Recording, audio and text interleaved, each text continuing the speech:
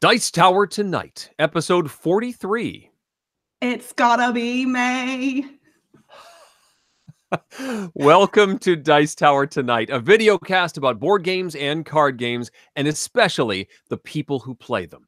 On tonight's show, my kids have been participating in Screen Free Week, and that has us thinking about the merits of board games versus video games. Plus, Crystal has a devious challenge. We discuss some recent games played, and we chat with the audience live. I'm Eric Summerer, and joining me now, the Black Widow to my Hawkeye, Crystal Pisano. Ooh, I like it. Ah, there we go. You know, buddies. Buddies. Teammates. I did get to see it. Yep. Obviously, we will not be discussing any spoilers for anything in this episode. I will say that I did enjoy Avengers Endgame thoroughly. Yes. We're now seeing people seeing it a second time. Like, yeah, we're going to see it again. Okay. I'm not part of that group yet, but the kids and I enjoyed it. My wife enjoyed it. Although my youngest had to go to the restroom twice during the course of the film. And it was always at a very inopportune moment. Like right when some major plot point was being revealed, that's when he had to go. And then I'd come back and the situation had changed. And I was like, wait, what's going on?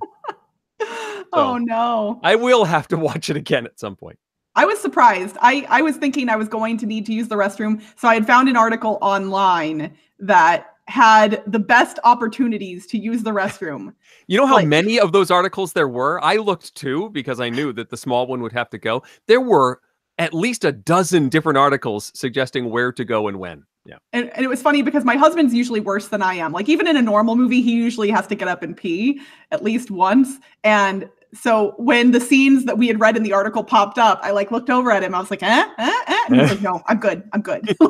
No, we're going to watch the Hulk have lunch, which apparently is a part that you can skip out on. And yes, having watched it now, yeah, if you missed that, you're not missing that much. So it's a great scene when you see the Hulk have lunch. I mean, yeah, right? It's great. Oh, so how are you doing, Eric? I'm doing very well. It's sort of, I can feel the ramp up as we head toward the end of the school year and upcoming summer. We're also taking a trip to New York this weekend to see some shows. And so just getting all of our ducks in a row and ready to do that is overwhelming. But I just finished the book that I had to get done before we can take that trip. And so I'm sort of clear sailing and in the wrap-up phase before we take that trip. So I'm excited. Well, that does sound exciting. How about you? It's been a good week. I'm going to be going home to visit family in Missouri at the end of the month. So that'll be pretty fun. I don't go home to Missouri that often. It's been more the past 4-ish years, I've gone home more than ever in the time I've lived in Vegas, because that was when my sister had her first kid. So that has spurred me to visit more often, because obviously I have to turn my nephew into an awesome board gamer. So I'm always spending in games and going home and just being like, hey, do you want to play something? So it's a lot of fun. Awesome. Well, we should probably talk about some games we've been playing lately. What do you think? That sounds great. Well, I can start because mine is going to be pretty short. Okay. And it kind of ties into what we were just talking about, because there are spoilers amiss here in my discussion. So I will preface what I'm about to say with, I am not going to give any specific spoilers for the Time Stories Madame scenario, but some of my comments may speak to the larger Time Stories experience. I'm not going to give any specific spoilers. I'm just going to give my thoughts, but my thoughts could theoretically influence your opinion. So if you love Time Stories or haven't played it yet and are wanting to, feel free to mute the audio for just about 30 seconds or so, and I will give you a thumbs up when I'm finished speaking about Time Stories. So Time Stories Madame is the last scenario in the White Box Time Stories series. And for anyone who has played any of the Time Stories scenarios that started releasing in the fall of 2015, you will know that there are hints and bits of an overarching storyline that kind of connect all of these seemingly unconnected scenarios together. You are part of an agency in Time Stories that is sending you back to the past to fix mistakes. If you've ever seen the television show Quantum Leap, it's basically Quantum Leap, the board game. Yeah. And you have the same person that talks to you like when you're in the agency before you get sent back in all of these scenarios. So there's connective tissue there. And there has been some stuff that has happened in previous scenarios that kind of implied bigger things going on that you are not really aware of entirely. So for this scenario, I was expecting kind of a big epic conclusion to that story. And it did not deliver that. And I am so disappointed. I am kind of heartbroken. And I haven't loved every Time Stories scenario. There are some that I love and some that I really dislike for a variety of reasons. Many of them had small issues, but overall I've had a lot of fun and I've been playing with the same group. We started playing together January of 2016 is when we first played Asylum, and we've been playing every scenario together since. The end of the story that they have set up was entirely disappointing for me. I didn't like it. I think they could have done a much better job, and I'm bummed, but yet I'm still probably going to try out the Blue Box series when it comes out because I still like the idea of Time Stories and I still like the mechanics of Time Stories. So mechanically, this one was solid compared to some of the other scenarios. I did like the mechanics, and the scenario itself was like the theming was fine. But yeah, the wrap up to this series was a disappointment in general. So yeah, well, that's less cool because I've only played, I guess, the first 3 or 4 up through Wrath of Dragons. I've played Prophecy of Dragons. Prophecy of Dragons. Yeah. And have enjoyed them. I think it's really just a function of getting it to the table. And getting, I sort of feel like I need to get it to the table with the same group or a similar group to what we started with, and getting that group together has been more difficult than I expected. I'd love to work my way through. In fact, I own several more of the expansions, but I had to stop just because I wasn't playing through them. I know that when Tom and I discussed this on the podcast, I asked if you needed to play them in a particular order. Do you feel like you should be playing them in chronological order, or can you pretty much catch as catch can with these things? So I'm gonna give the chat a sideways thumb just so they know that I'm not talking about this scenario specifically anymore. I don't actually know if they'll interpret it that way. Maybe the chat can tell the people who have muted. But I would say that there are some scenarios that you will have wanted to have played before you play certain other scenarios. But most of the scenarios could be played in any order to some degree. Okay, that's appropriately vague. Yeah, and it's tough for me to say because we played these as they released, so we never played a couple of them right next to one another. It was always we would play one and then it would be 3 or 4 months before we played the other. And then there was that one point like in 2016 or 2017 where there was a long gap and they didn't release any for a long time. So every time we've picked back up the game, we would have to be like, so wait, did something happen in the last one is that? And then like occasionally in some of the scenarios, you'll see a thing and go, oh, that's a reference to that other thing. Oh, that's clever, but like not functionally necessary. So I believe that my enjoyment was elevated a little bit having played them all in order, but I don't think it is generally necessary, especially now knowing that the end is disappointing, at least for me personally. Okay, now I'm giving a thumbs up. Okay, thumbs up.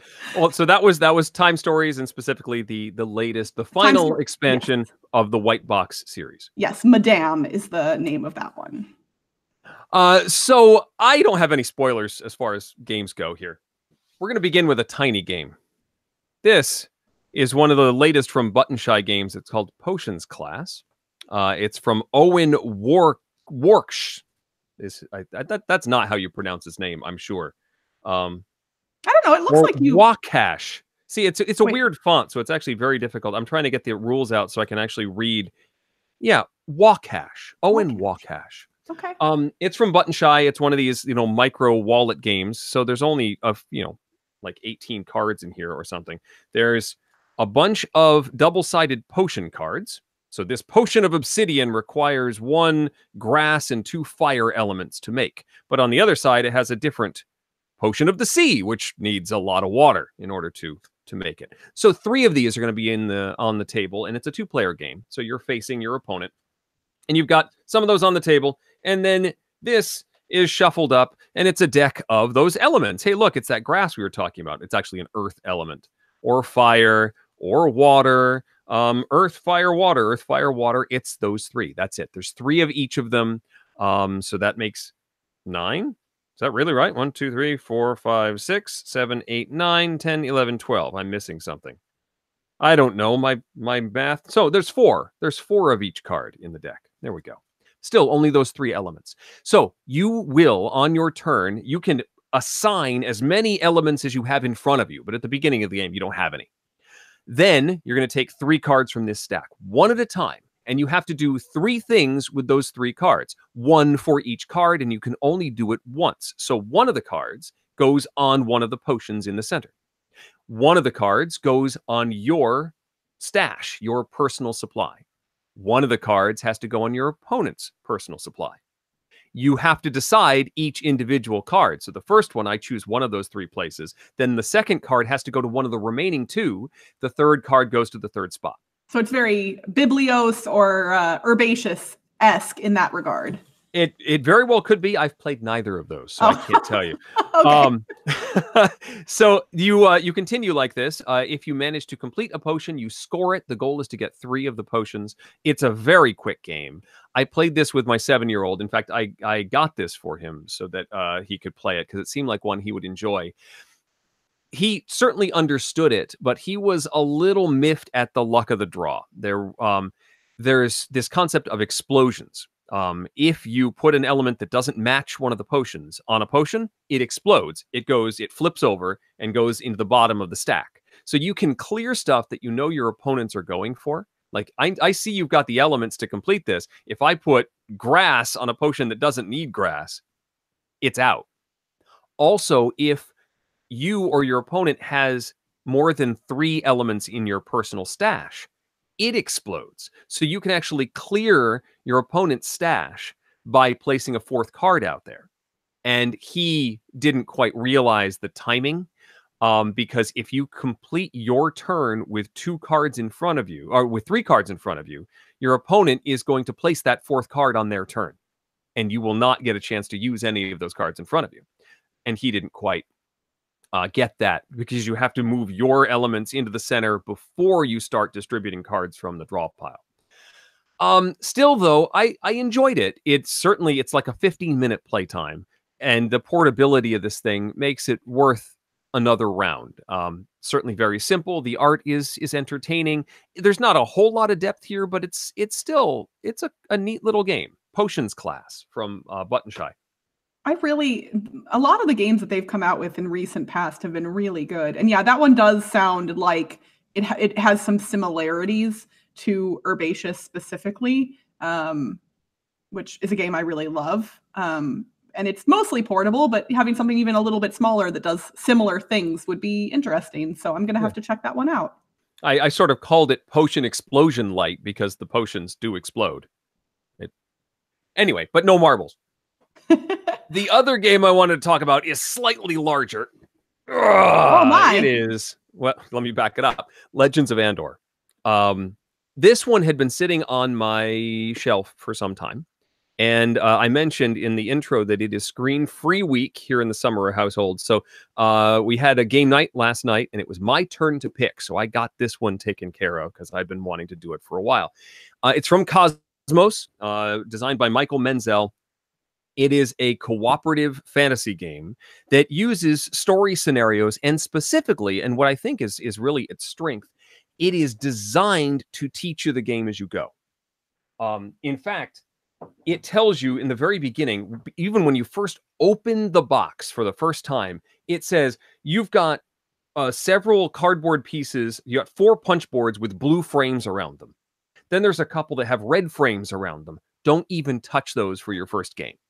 Just punch out everything in the blue, and then it tells you how to set that up, and it says go to card number 1. I mean, the original setup instructions are 2 pages that just front and back of this sheet And then it says start reading and go. And then when you reach a certain point, you keep reading and do like a second half of setup. But this is it. It's a 4-page rule book.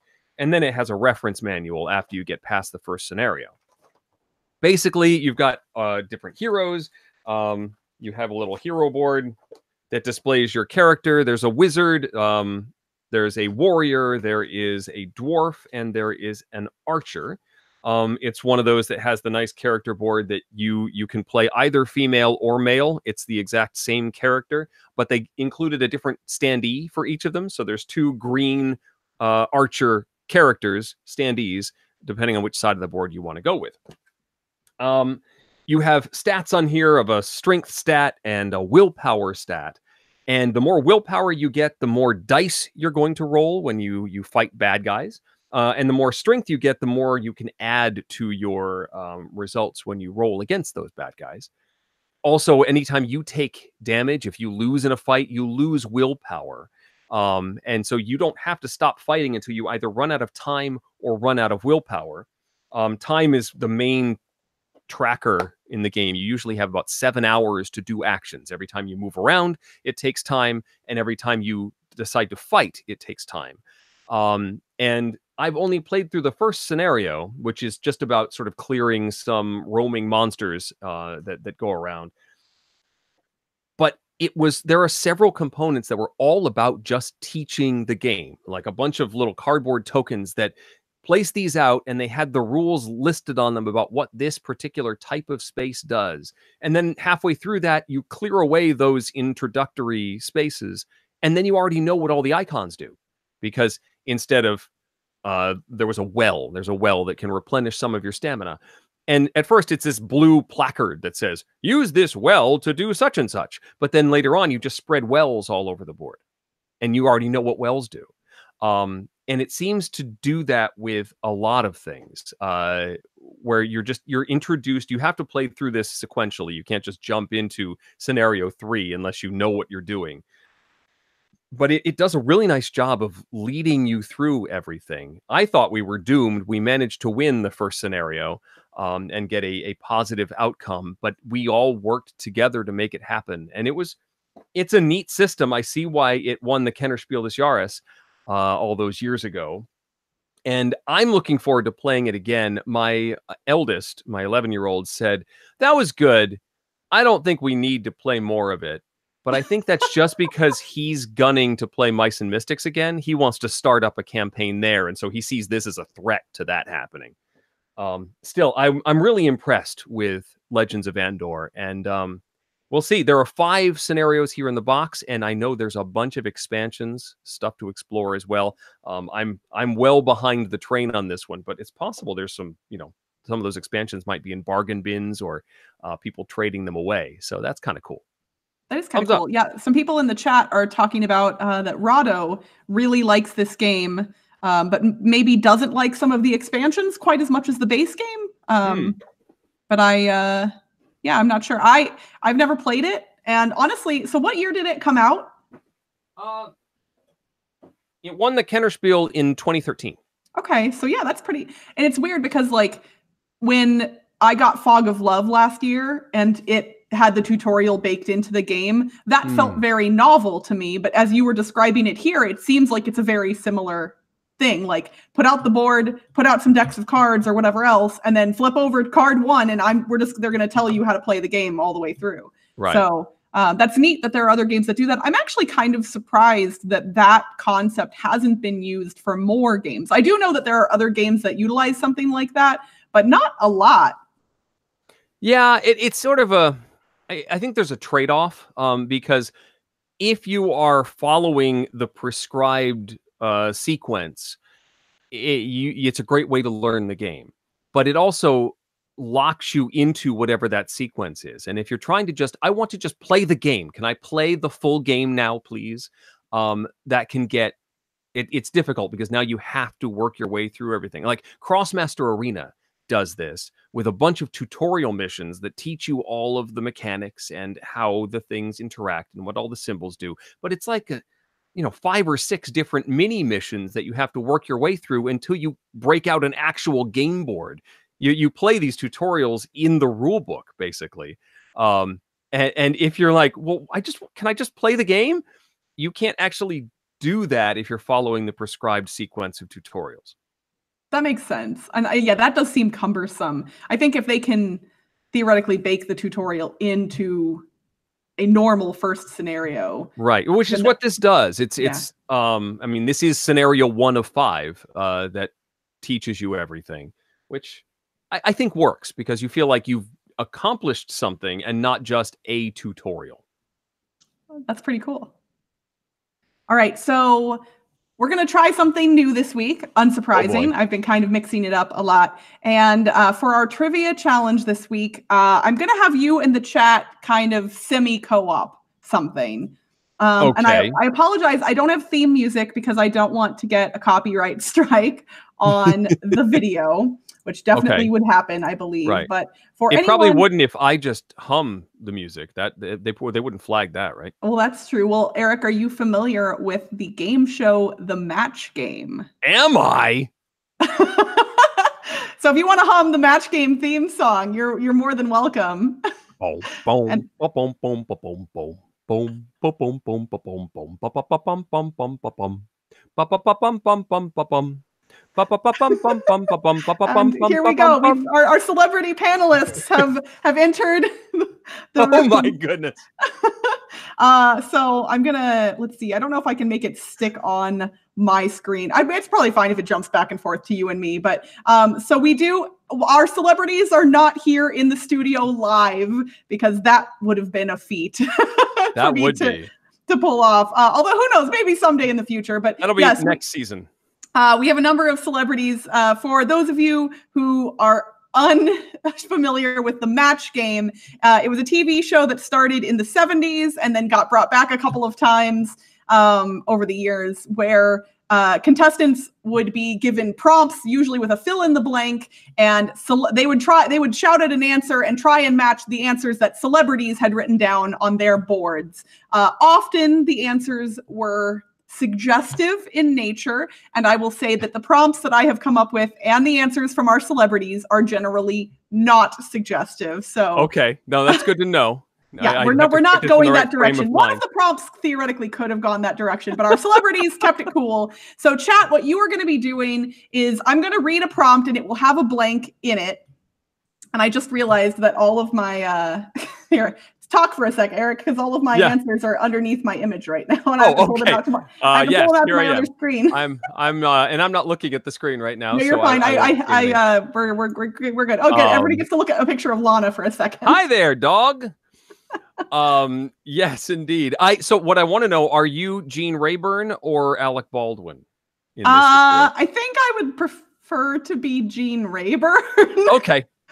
That's a weird question. Okay, there we go. I've got the image back. We're good. And which one of these panelists is Charles Nelson Riley then? Oh, that's a good question. I actually considered trying to find a soundbite of Charles Nelson Riley, most specifically because of Your and I's Weird Al connection, and CNR is a really good song. But I will say, I think Eric from What's Eric Playing is probably our Charles Nelson Riley in this situation. So for those of you who aren't familiar with our panelists, I will introduce them to you. So going top to bottom, left to right, we have Rodney Smith from Watch It Played. We have Annette, that you all likely know from the Dice Tower as Netters Plays. We have Ambi, we have Roy, we have Suzanne, we have Mandy, and then Eric from What's Eric Playing. And I did see Netters is in the chat, so she is sort of live. With so yes, one of our celebrities is live in the studio. Oh my gosh, I'm just so excited to have a celebrity here with us today. Okay, so chat, what we're going to do, I'm going to read the prompt. It will have a fill in the blank. Why is that minimizing? Okay. I don't know why it keeps minimizing that image when I pull this over here. That's fun. I'm going to have to just do it like this, and it's going to be fine. You're going to look at my dog for a second. We're good. Okay. Everything's great. Okay. So I'm going to read the prompt, fill in the blank. Chat is going to respond with answers in all capital letters, and I'm going to roll a D10, which you all will hear when it happens, because it'll sound something like this. I've got a dice tower, and a D10. And whatever number comes up, that response will be the response that the chat is submitting for this round. So Eric, you'll submit a response, chat will submit a response, and you all are trying to match one of the answers that a celebrity provided.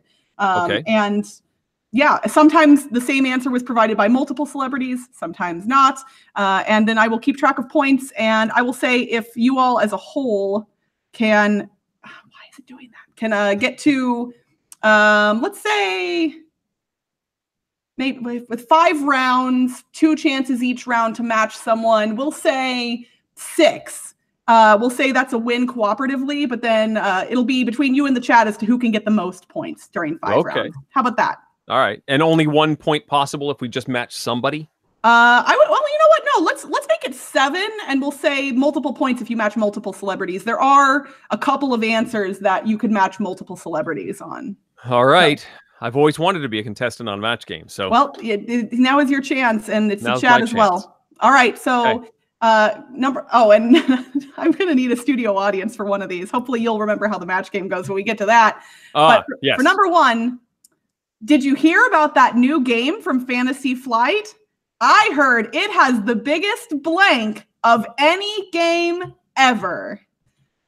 Ooh. I heard it has the biggest blank of any game ever. This is a new game from Fantasy Flight. So I'm going to roll that D10. The celebrities time to put the celebrities have already submitted their responses. Okay. So you can answer whenever you like, and we are going to be looking for answer number 9 in the chat whenever that pops up. And again, it has to be in all caps to count, chat. Don't forget that. So Eric, what answer are you wanting to submit? I'm going to go with the biggest box of any game ever. Box of any game ever. Okay, so I'm going to look at the chat here real quick. 1, 2, 3, 4, 5, 6, 7, 8, 9. Okay, so Michael Holland provided answer number 9 in the chat with, oh shoot, it scrolled down. Where did it go? Figures. Figures is what he guessed. So our celebrities provided the following answers, and I apologize, I can't imitate them as well as I would like. Roy said reskin, so that is not a match. Okay. Suze said license, so also not a match. Mandy said moon. Moon? I think maybe that's no space station, or that's no moon. I don't know. Sure. Eric, from What's Eric Playing, said Star Wars. I heard it has the biggest Star Wars of any game ever, and I thought that was pretty clever. Rodney Smith said rulebook. Come on, it's me. Rulebook. He was throwing you a bone there, chat, and Eric, come on, rulebook. That was my second choice. Yeah. Annette said spinner. And Ambi also said rulebook. So, oh man, we have no matches for this round. So you all are going to have to do some catching up. That was the warm-up round, right? That was the warm-up round. We're fine. Okay. You all can totally nail this in a future round. Sure. You're good. Yeah. All right. So we're going to number 2. Kate was surprised to find blank inside her brand new copy of Wingspan. Kate was surprised to find blank inside her brand new copy of Wingspan. Again, chat, remember, only all capital letter responses are going to be counted because it's easier for me to see them. And let me roll that D10, or I guess I should wait till some answers start rolling in. It probably doesn't matter. So we're going to go. And number 10 is going to be the one we're going with because it was a 0. So. I will say feathers. Feathers. Okay, that's a good response. Let's see what we got from the chat. 1, 2, 3, 4, 5, 6, 7, 8, 9, 10. Well, the chat has lined up with you with feather, but I want to give you all the chance to get some more points collectively, right? Good. So, yeah. So we're going to back it up to number 9, which was actual eggs. I considered that one as well. Good answer. Just because it's funny. So let's see. So on our panel, Roy said actual candy. So that is not a match. Okay. Suze said an actual nest. So similar, very close, but not quite. Mandy said feathers. Woo-hoo! So you know what? We'll give you 2 points. You and the chat both said feathers. We're going to give you 2 points for that. I'm going to write that down because otherwise I'm going to forget. And there goes, now Lana's showing up again because my computer's being weird. There we go. Hi, doggy. I know, right? At least it's a good background to show Sure. It wasn't like your taxes or something. Eric said an entire rotisserie chicken. Clearly he has watched the match game before and he knows that these types of answers are what really makes it the best.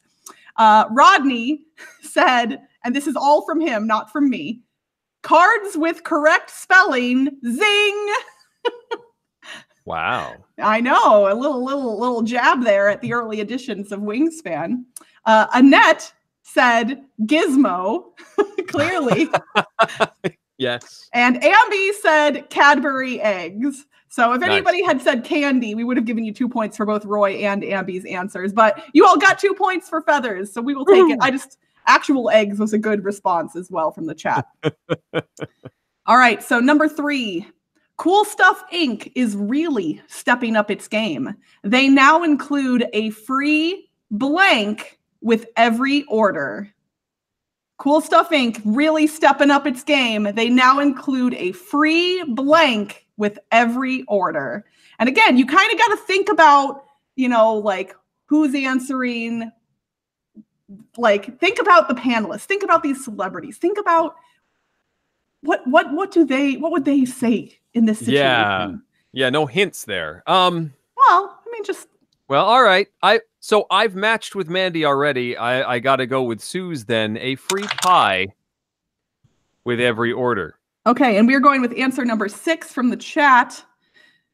So let's see, 1, 2, 3, 4, 5, 6. Oh gosh, battle cry. You're getting a free Cthulhu with every order. A free Cthulhu? A free Cthulhu. I mean, the shipping. That's it's going to be costly in so many ways. So, all right. So we've got Cthulhu and pie. So let's see. Roy was our first panelist, and he said shame. A free shame with every order. Suzanne said key lime pie. He's tying it into Florida and herself, obviously. So yes. So Eric, you're going to get a point for that. So 3 points for the group and 2 for you specifically.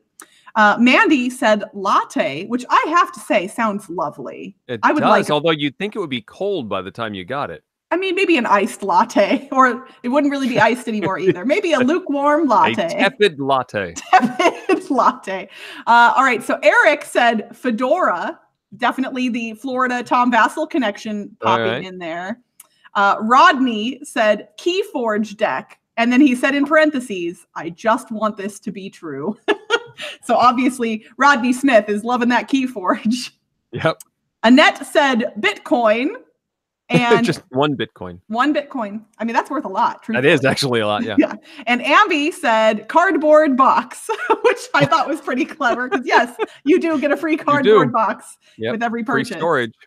Who needs a board game shelf? Accurate. All right. So as a group, we have 3 points. Eric has 2. The chat has 1 of those. We are moving on to number 4. And this is where I need the studio audience, aka just you, Eric, because you're the only person that I can hear to help me out. You'll know what it is, I swear. I think I know. Okay. Silly Sally was so silly. How silly was she? Instead of bringing board games to International Tabletop Day, she brought blank. So instead of bringing board games to International Tabletop Day, Sally brought blank. A tabletop.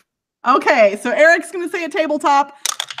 We're going to go with answer number 8 from the chat. So let me click over to that. I need to scroll down. Oh, yeah, somebody in the chat said how silly is she as well. Technically, the old prompts in the 70s were a little less, they didn't use the word silly, but I made it a little bit more friendly. Yes. Okay, let me see here. 1, 2, 3, 4, 5, 6, 7, 8. Oh, there were so many good responses, and we've fallen on Jeff Rademacher's. She brought cheese. Cheese? Sure. Jeff, it's a cooperative game. He's hungry. He's hungry. I mean, she brought cheese. All right. So our celebrities responded as you might expect them. Roy said euros because he likes thematic games. Therefore, it would be silly to bring a Euro game to International Tabletop Day. Sure, yeah. Suze said her collection of collectible plates and spoons fits International Tabletop Day. I get it. Yep. Mandy said taffy, which sounds like a very silly thing to bring. Eric said Will Wheaton, which I think is just great. Clearly, the whole Geek and Sundry connection works out well. I had him there, yep. Rodney said a fine selection of international tables, which was... Come on, judges. So hold on, we're going to call that a maybe for just a second. Maybe? We'll come back. Hold on, we'll come back. Annette said seashells, so obviously playing off the Sally name that I've thrown in here. Sally selling seashells at International Tabletop Day all of a sudden. She does. Yeah, she does. And also by the shore.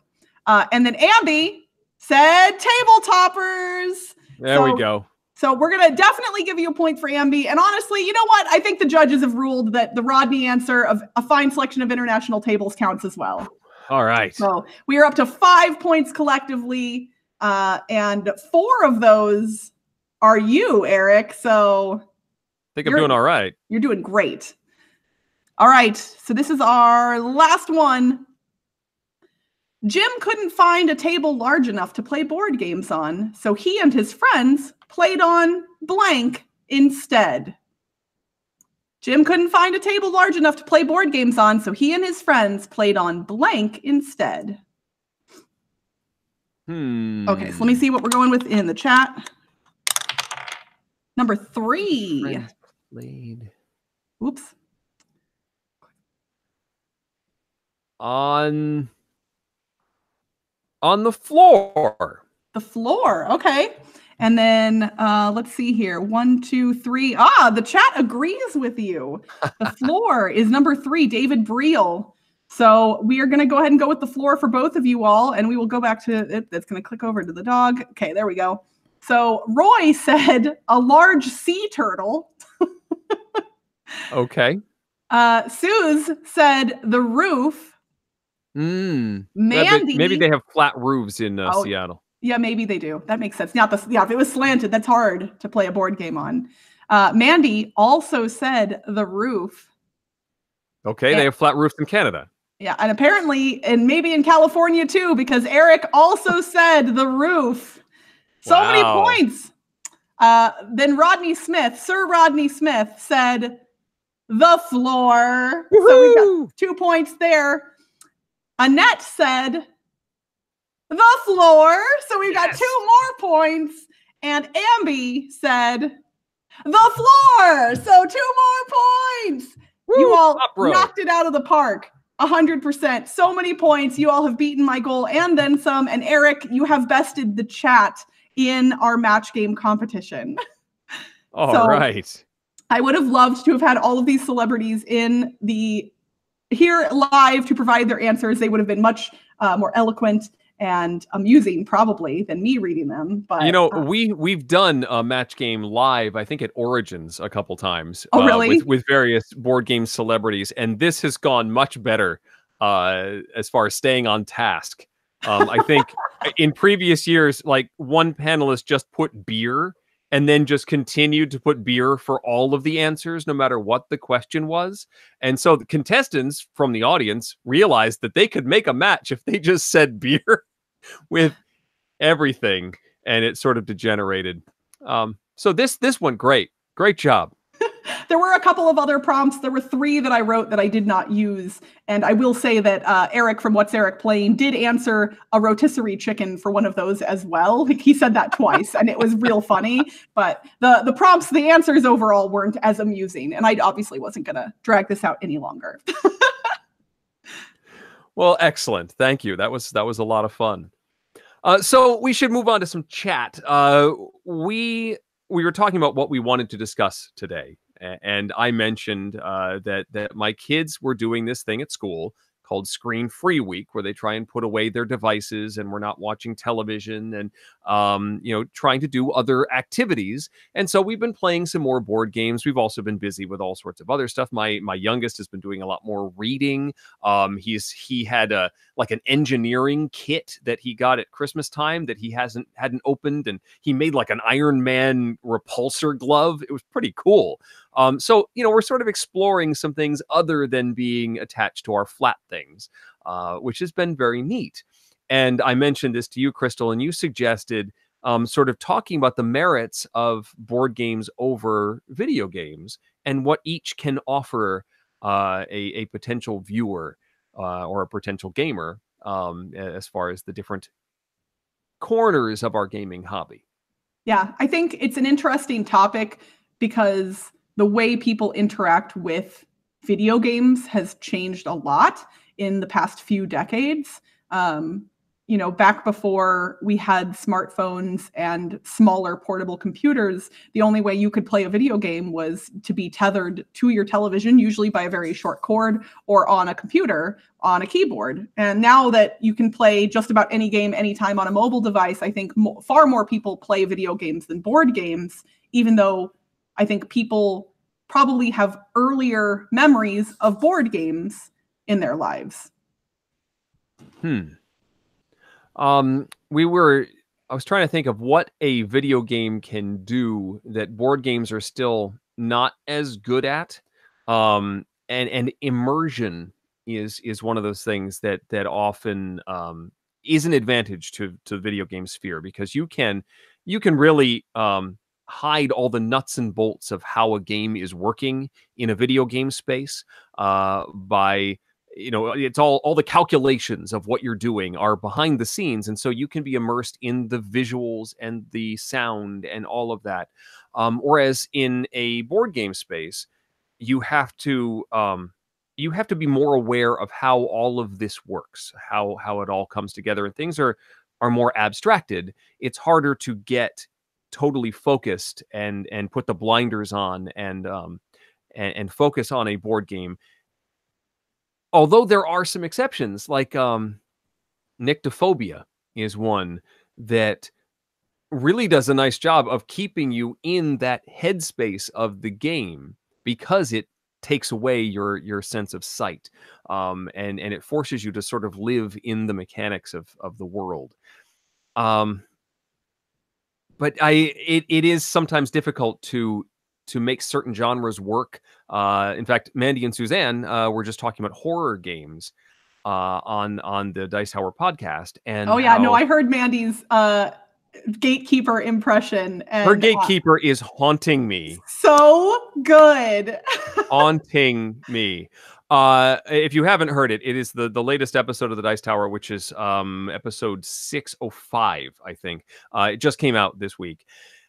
And she does an impression with a little bit of digital help, but it is spooky. But horror games, like being actually startled by a game, is more difficult in a board game space. Although app-assisted games like Mansions of Madness try and assist with that through the mystery of exploration. You don't know what you're going to find when you open up a door, narration and music and all that stuff. That again is a advantage of the video game space, that these sort of app-assisted games are trying to grab those advantages as well. But what's interesting is I think modern game designers could actually learn from older games like Nightmare that Mandy and Suze were talking about, Nightmare or Atmosphere, depending on which part of the world you were in, because that is the only board game I've ever played that has jump scares in it, like actual legitimate jump scares.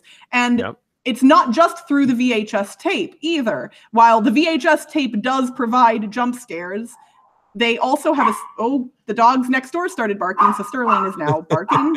I know people are annoyed by that. I apologize. So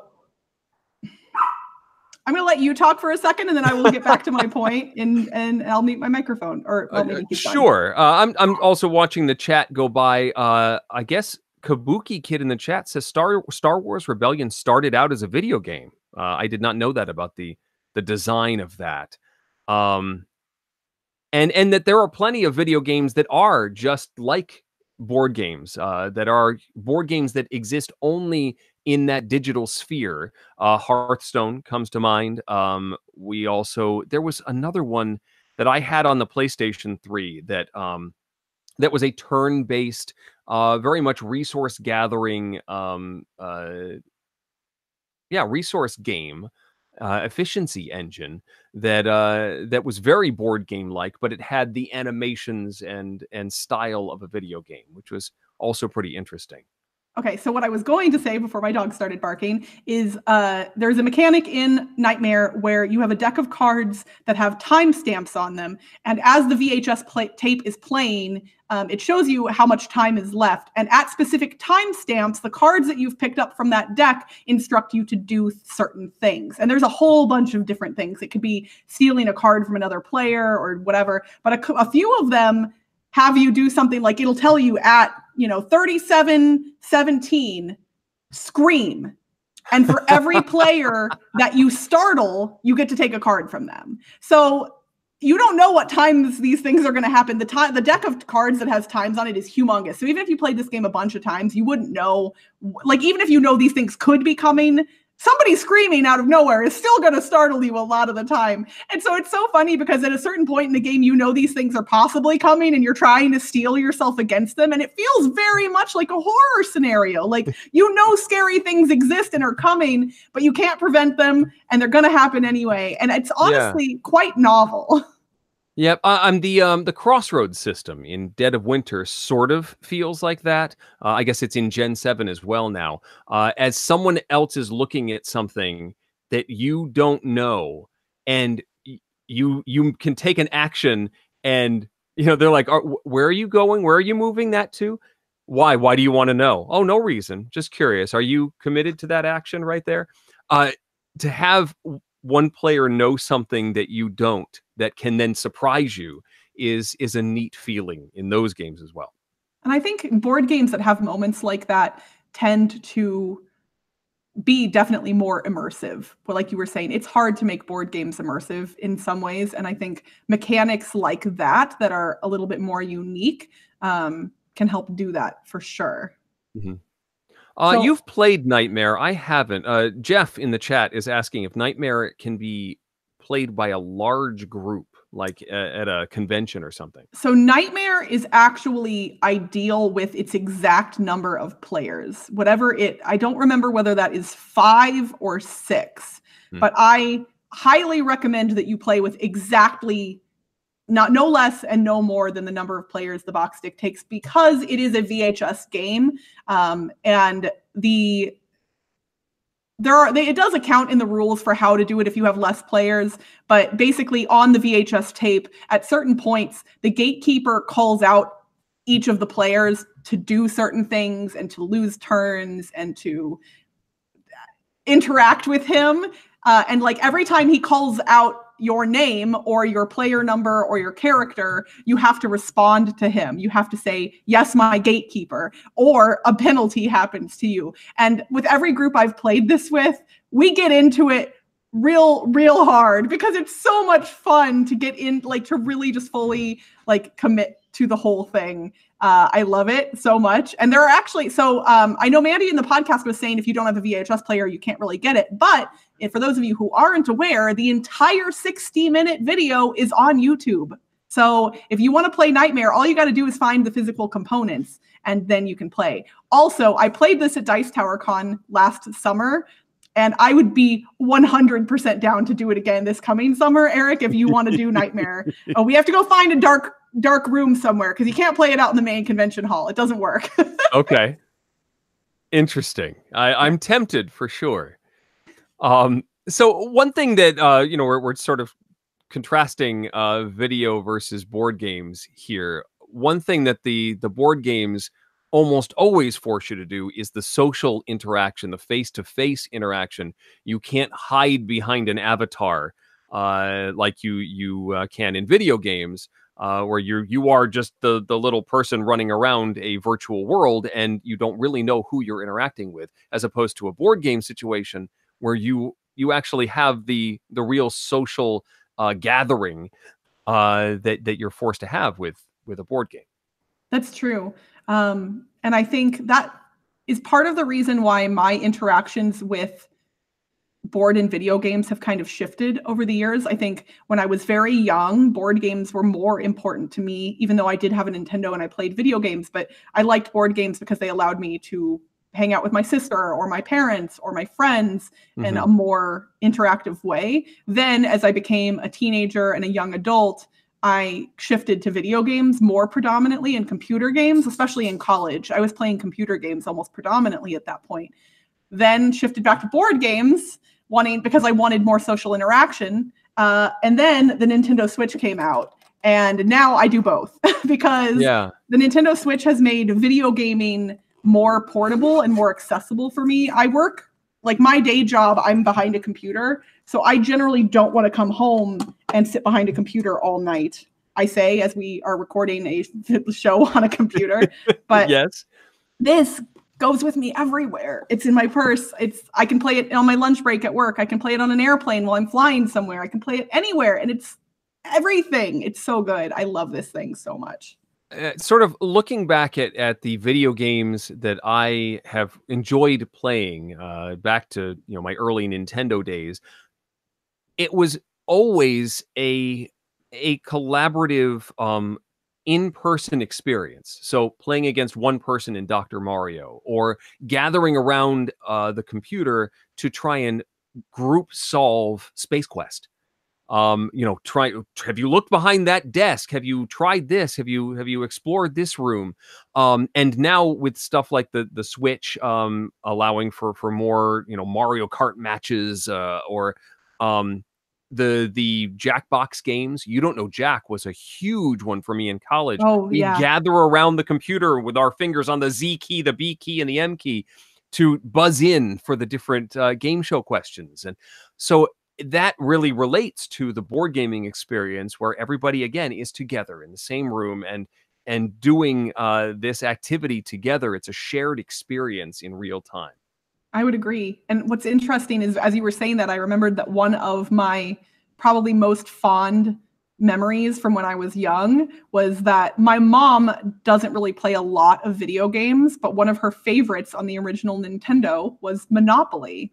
There was a Monopoly game for the original Nintendo. And what was neat is you could modify the rules, or like you could, so you could, and not in like the ways that people complain about, like the whole free money under free parking, but you could do things to make the game last a shorter amount of time. And it was already shorter just because it was digital, but like you could do a timed game. So you could set it so it's 30 minutes. Whoever has the most money at that point just wins outright.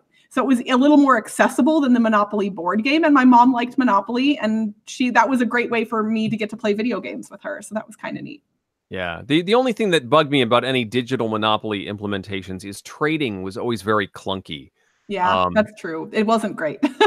Although sometimes I would, I have to admit, I used to cheat when I'd play like computer Monopoly with my siblings. When they'd go use the bathroom, I would make some trades and buy everything for $1. They noticed, and then the game ended rather quickly after that. So, Eric, how dare you? I know. I was a terrible big brother. Okay, that's all right. I bit my little sister once, so. I didn't draw blood, for the record. Yeah. And I got grounded in my room for 2 days, so I had to pay the penalty. These are learning experiences. They are. But yeah, I feel like board games and video games, as both groups have grown, have developed a lot of similarities that I think a lot of people who don't play board games probably realize. It's that whole people only assume board games are Monopoly, Scrabble, Trouble, the stuff they played as a kid. And I think that might be one of the reasons why people aren't as excited about or interested in trying out board games now, because they don't know that the experiences really can be deeper, richer, more thematic, a little more immersive than they were, 20 or 30 years ago. And so I wonder, is there a way to convey that kind of stuff to people, especially really families who are looking to get away from screens for a little while, whether that's a day or a week or a month. Like, give a really cool experience, social interaction, but it's still a really exciting game at the same time. Like, that feels like something that a lot of families would enjoy. And I don't, I'm sure there's a lot of families out there who just don't know about them. Yeah, I mean, I think this is just following the general trend of the growth of the board game hobby too, as more and more families are introduced to these styles of games, and I'm discovering a lot more of my kids' friends are familiar with these designer games. I've had a few come over to the house, and they're like, "Oh, you've got Catan, great!" Like, wait, you know Catan? Yeah, we play that all the time. So I mean, it's growing, and the awareness of these games is certainly getting bigger, and you see them on the big box store shelves, and it's not nearly the niche that it was 10 years ago. So here's a question. Do you ever think it will be a meaning, or maybe it currently is? Do you think it's actually a threat that some parents use currently to tell their kids, okay, if you don't clean your room or do whatever I'm telling you right now, no more board games this week? Do you think that that is a punishment that anyone is currently using? Because that almost feels like, based on the people we know, it feels like it would be a punishment for the parent as much as the kid, theoretically. Yeah, it's certainly not something I would want to. I would not want it. Because your kids do like playing games, so in theory, taking those games away from them does seem like there could be something to leverage there, maybe, but. Yeah, that's tough. I would love to hear, if anyone watching this live or even after the fact, if you've ever threatened the loss of board games to a child and to get them to behave, I would love to hear about it, because I think that would be really cool. Yeah, Trevor in the chat says he's done that. Oh, nice. No games on Saturday night if you don't behave. Okay. All right. I mean, it makes sense. I sure. I mean, anything that the kids value, and if they enjoy playing games with you. But you're right. It would be such a punishment for me too, because I would look forward to. Jeff says his kids think of board games as the discipline. Behave, or we're playing Power Grid tonight. We're playing Legends of Andor instead of Mice and Mystics. That's what's happening. There we go. Okay, See? Get your homework done, or else we're playing Legends of Andor. That's actually a good, like, okay, we're playing a game tonight, and if you get your homework done, you get to pick the game. You get to pick. That's actually not bad. So we've had, let me just get off the topic completely. We've had this family game night that I've tried to institute over the past several months, and I have tried to rotate who gets to choose the game. And usually when it's my pick, I try and pick something that hasn't been played, something I've been dying to try with the kids. And then when it's the kids' choice, they always pick something that they already know they like, or something that they want to. I've come up with my new rules for Heroescape. Let's play this, Dad. And I'm torn between just taking control of the whole thing, saying, no, you know what? I decide what we play now, because I'm not getting these games played nearly fast enough, and trying to encourage their love of the hobby. And, the way they want to interact with the game is just as fun as me getting a few review games taken care of. See, and I don't have like a built-in group to get review games. I mean, admittedly, I don't get almost any review games, and I know you get a decent amount, but yeah, like my husband and I play some games together, but I don't usually play like new stuff with him. And I don't have kids to force into playing games with me. So I have to make my game group play all the new stuff I get in the mail. I will admit I just got a shipping notification for my expansion for Welcome 2 from the Kickstarter. So I'm excited to getting the new content for that in the near future. Cool. All right. Anything else you want to cover on our topic before we cover a couple questions from the chat? I think that's probably good. I mean, this is a topic that we could easily talk about multiple times, and there's a whole bunch of facets that we didn't cover here. But yeah, I think it's an interesting thing, not just video games and board games, but board games as apps and video, app integration into a board game, all of that. There's so much to touch on that we could be here for hours. No, yes, we certainly could. And this is a debate that's gone on for a long time. We're not really settling anything here. Yeah. So, chat, if you have any questions that you would like to ask Eric or myself, now is the time. We're probably not going to stick around too much longer. My match game lasted a little bit longer than some of our other trivia challenges in the past, but we would like to answer a few of your questions if you have any. Also, I just love that the chat just starts like talking to each other while you and I are chatting. Like we're all just here to hang out. Yeah, it's really fun. Do you have any exciting plans for the remainder of this week, Eric? Well, like I said, we're heading to New York to see some shows, and I've had tickets for Harry Potter and the Cursed Child for a year. And so that's the big trip is seeing both parts of that. But also I've picked up a few smaller shows that the kids don't know about, and so I'm surprising them with we're going to go see. Oh, they're asleep, right? We're going to go see Stomp. Which I saw 20 some years ago. Ditto. I saw it in the 90s for sure. And so I'm excited to introduce that to them. In fact, my son knows what Stomp is because he's seen it on Julie Andrews has some sort of Netflix show about the performing arts. And so they've been on that show. And he's like, yeah, I know what Stomp is.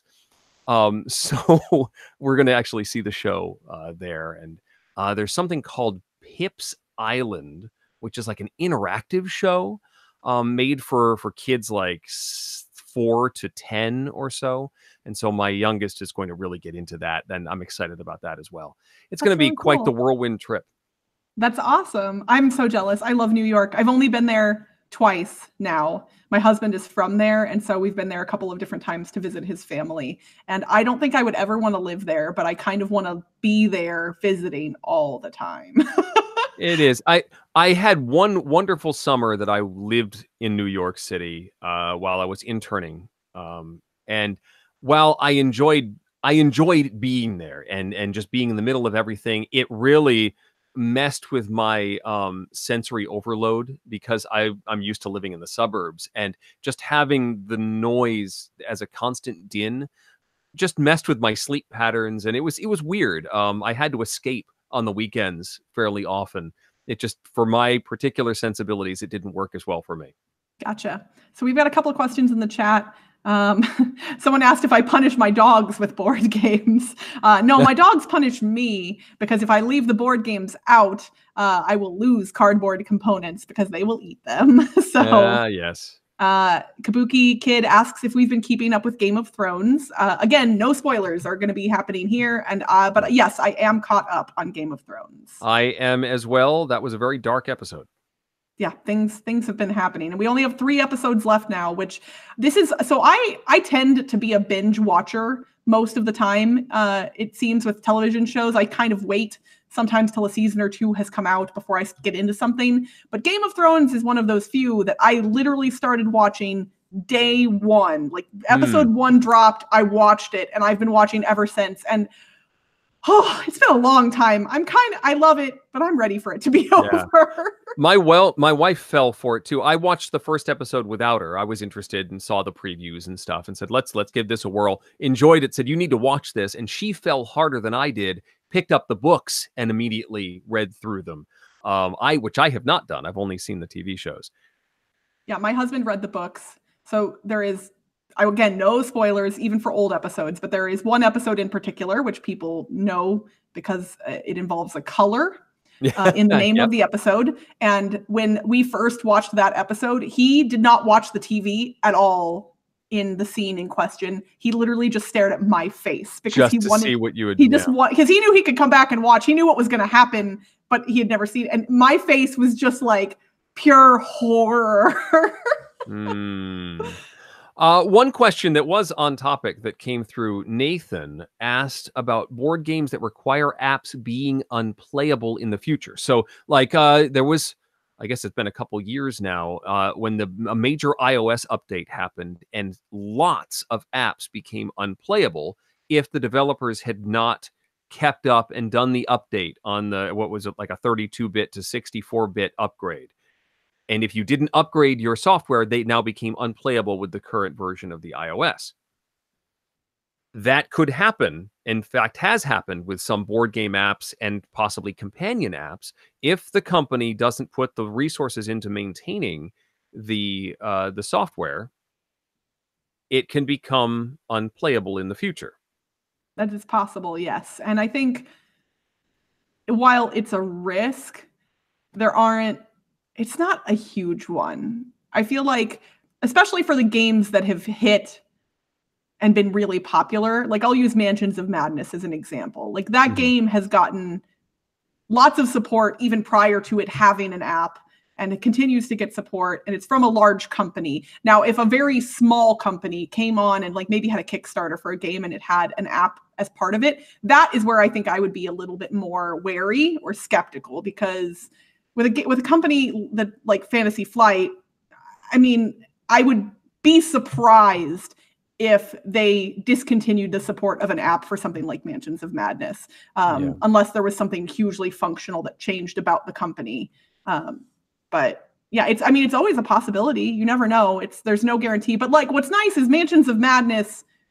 So the first edition had no app. The second edition does. Can you play second edition without the app? I believe you can, right? I don't know. I think it is totally app dependent. I have never owned it, so I don't know if there is some system for running it, but I think you really do need to. Oh yeah, because they don't have all of the like token. Well, no, you have tokens, but you just don't know what they represent. Right. And you don't know what you don't know what the layout of the room is. You just start the scenario and it tells you where to lay things out as you go. There's no master scenario list like there was in first edition. So I guess in theory, then what I imagine would happen if 30 years from now, Fantasy Flight disappears and or we know that the iOS is getting updated and the app is going away, somebody's going to go in there and run all of the scenarios and put that data down to paper, and somebody will figure out a way to homebrew it, would be my guess. Right. So you sort of mentioned this earlier talking about Nightmare. You said that the entire video is on YouTube, which allows people to play it who don't have access to a VHS machine. That is what gives me hope with some of these app-driven games. Someone will find a way to make it happen. If for some reason the Mansions of Madness app disappeared, someone would find a way to either get the code from, there's a PC version of the app. You can run it that way. There'd be somebody would make a deck of cards to do the things that the app does. Fans of the game would figure out a way to make it work. I don't think that these games will become totally unplayable, but the fan base might have to do some extra work to make it all come together. That's true. But yeah, I basically would say, especially for popular games, it is not something that people should generally worry about. It's true. Who knows? I mean, this is all the Wild West. We don't know what technology will exist in the future. There might be backwards compatible iOS versions that you can, like old GOG games that can emulate early DOS versions in order to make certain things run. Who knows what's going to show up in the future? I'm trying not to worry about it too much. A little bit ago, Jeff Rademacher said, "Please tell me that you're both going to Dice Tower Con. After hearing Suze won't be there, my heart can't handle anymore." And while I am also very sad that Suze will not be there, I understand, because coming to Florida from the West Coast is not easy at all. But I will be there. And I will be there as well. So, in fact, I think I've just booked my flight, so I know I'm coming. Nice. I have not done that yet. I should probably get on that. Let's see here. Do we have a top 2 or 3 button shy games? I definitely do. My number 1 is Sprawlopolis, and my number 2 is Circle the Wagons. And I've played a couple of others, but those are the 2 that are notable for me. Yeah, I think I've only played 2, Sprawlopolis being one of them, and the Potions class that I talked about today. Okay. Let's see, we're already a little bit over our time. I know that you all had some more questions in there, but we're going to need to wrap this up. So as always, if you all do have more questions for us about whatever, you can email us. We both have email addresses. I am Crystal@dicetower.com, And I'm Eric at dicetower.com. So if we didn't answer your question and you're just really dying to know what our thoughts are on something, feel free to send us an email and we will get back to you on that. But I think that's going to wrap it up. So until next time, I am Crystal Pisano. And I'm Eric Summerer. And you've been watching Dice Tower Tonight. Thanks for watching. Promotional consideration has been provided by game publishers in the form of review copies of games. Crystal and I will see you in 2 weeks for another installment. Our show is supported by viewers like you. Thanks. Dice Tower Tonight is produced by Crystal and me with assistance from Tom Vassell, Roy Kennedy, and Rob Searing. Our cash gifts with no strings attached provided by Not Alone. Timothy Pinkham composed our theme, and hosting is provided by Cool Stuff Inc., where you can find great games at great prices at coolstuffinc.com. Give us your feedback on the Dice Tower Guild at Board Game Geek on Facebook or Twitter, or by emailing us at dicetower@gmail.com. And don't forget to visit the other shows in the Dice Tower Network. Find something new at dicetowernetwork.com. Until next time, from all of us at the Dice Tower, have fun gaming! And don't forget to hit that thumbs up button below the video. Bye, everyone.